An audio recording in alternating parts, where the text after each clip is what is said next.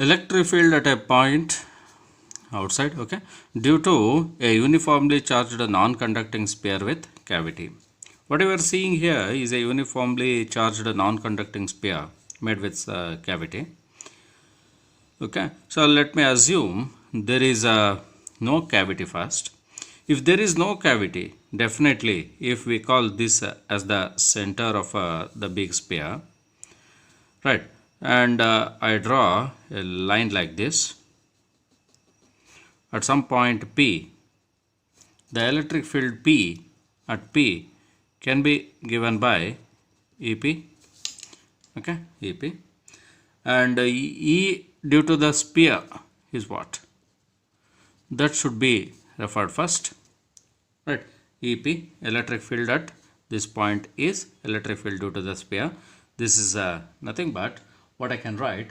It is sigma r cube divided by 3 epsilon O into x square, right? What actually the term r is? So r is the radius of this one,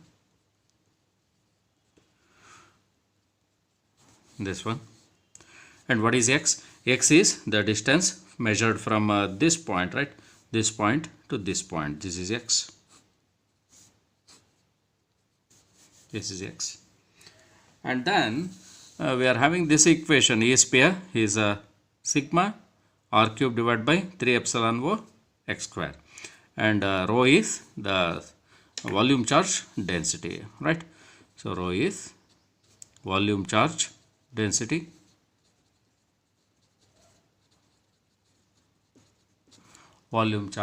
density of the sphere, right? Now think only about the cavity, okay, only about the cavity. And what I said all the charges are distributed. If we assume the charges are distributed everywhere without the cavity, right, without the cavity, so we have to believe it for time instant, okay. So charges are distributed, and only due to this cavity now at the point P, the electric field due to the power portion of the cavity is equal to rho, it is r cube divided by 3 epsilon O into some condition. The condition should be expressed well. I am calling the radius of this one. Which one? The cavity, right? This one, the radius of this cavity, radius of cavity is equals, it is r, okay. So this is equal to, right, r divided by 2. This is the condition what I have given you, okay, is this one. And the external boundary is touching the inner surface of this big sphere at this point, and another surface is touching exactly at the center of the sphere. If this is the situation, there comes a point inside, right?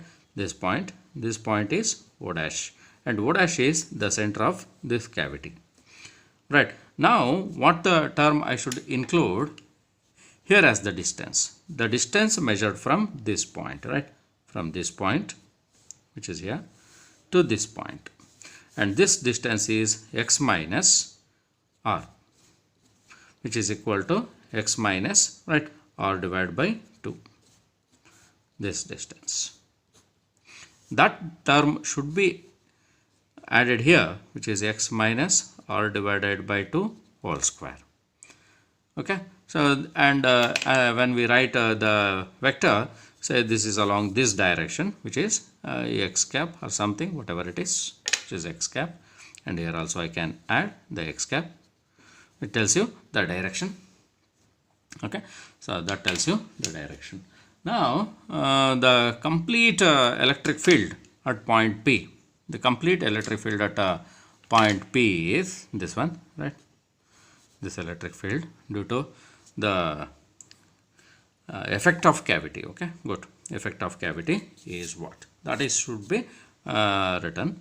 Electric field at P should be is equals electric field due to the sphere minus the complete sphere, okay, minus electric field due to the cavity portion, electric field due to the cavity portion. So therefore what I can write, EP is equal to, right, EP is equal to this one, which is sigma, rho r cube divided by 3 epsilon O into x square x cap minus rho r cube divided by 3 epsilon O x minus r divided by 2 whole square into x cap. Okay, when you solve this one, taking something outside as common term, 3 epsilon O, and inside the bracket what I left with, it is r cube divided by x square minus, it is r cube divided by x minus r divided by 2 whole square, and it is multiplied by x cap. This is the expression what we are having now, which tells the electric field at any point P due to the cavity inside the sphere, right? This one, the sphere with cavity. Okay, so this is the answer.